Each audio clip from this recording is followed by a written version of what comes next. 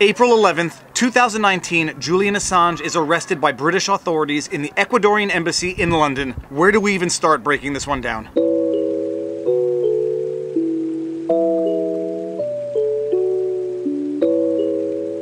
For those of you who don't know me, I am Viva Frei, a Montreal litigator turned YouTuber. I make YouTube videos called Vlogs, V-L-A-W-G-S, where we break down and discuss something from a legal perspective. I also do cooking videos, fishing videos, and other fun stuff, which I'll post on the weekends from now on because people seem to love the vlogs. Julian Assange. Most of you probably only know him through WikiLeaks as a result of the 2016 presidential election between Donald Trump and Hillary Clinton. He is an Australian computer programmer who founded WikiLeaks in 2006. In 2010, he arose to international notoriety. Between April and November 2010, Julian Assange on WikiLeaks published classified information which was leaked to him by Chelsea Manning. Following the 2010 leaks, the United States federal government launched a criminal investigation into Julian Assange. Coincidentally enough, or not so coincidentally to some, in November 2010, Sweden issued an international warrant for the arrest of Julian Assange relating to alleged rape and assault charges that occurred in Sweden. Julian Assange denied those charges and said that if he were extradited to Sweden, he would then be extradited to the United States to face the charges that were being brought against him, where he could potentially face the death penalty for those charges. For about 2 years, Julian Assange fought the extradition to Sweden, which he subsequently lost, and then to avoid extradition to Sweden and then potentially to the United States where he might face the death penalty, he sought refuge in the Ecuadorian embassy in London, where he stayed from August 2012 until April 11th, 2019. Come April 11th, 2019, the British authorities are invited into the Ecuadorian embassy, where they promptly arrest Julian Assange. From a legal perspective, how do we break this down in order to digest it? The first obvious question is, why wasn't Julian Assange arrested for the 7 years where he sought refuge in the Ecuadorian embassy in London? And in order to answer this question, we need to refer to the Vienna Convention on Diplomatic Relations of 1961.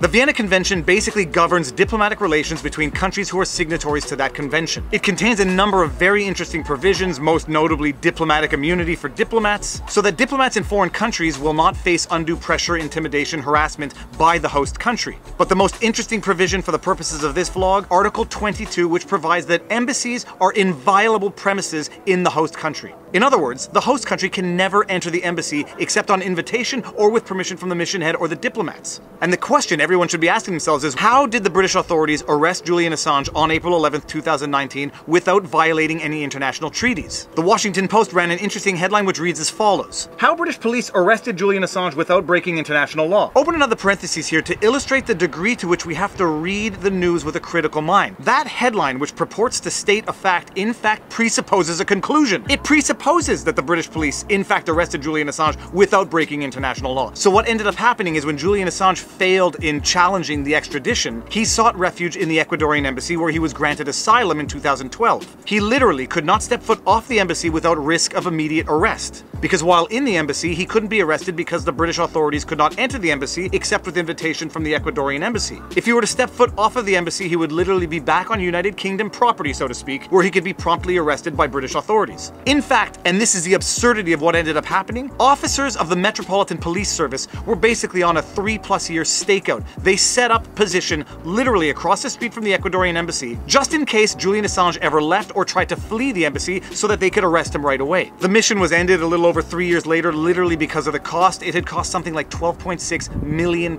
just to sit there and hope that Julian Assange tried to flee the Ecuadorian embassy so they could arrest him.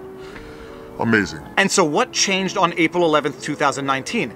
A lot of people are going to think that the United States had a role in influencing the Ecuadorian embassy to invite the British authorities in so they could arrest Julian Assange. I'm going to leave that sleuthing to other internet pundits. I am only here to explain from a legal perspective. And what ended up happening? For whatever the reason, the Ecuadorian embassy invited in the British authorities, who promptly arrested Julian Assange. And now the next question is Julian Assange going to get extradited to the United States to face charges and possibly the death penalty for having published classified information that was leaked to him through Chelsea Manning? And what is extradition in and of itself? It's basically just a fancy word for saying an agreement between two countries whereby one will bring back a criminal to the other country to face charges for crimes they committed in that country. And the extradition treaty can be written or a mutual understanding. The United States has extradition treaties with a number of countries. You can go Google and see which ones, but they include Switzerland and the United Kingdom. So will Julian Assange be extradited back to the United States to face the charges that have been brought against him? And the answer to that question is not so cut and dry. dry. In the case of Soering versus the United Kingdom, the European Court of Human Rights ruled that Soering could not be extradited back to the United States because he faced the death penalty for the charges that he was accused of.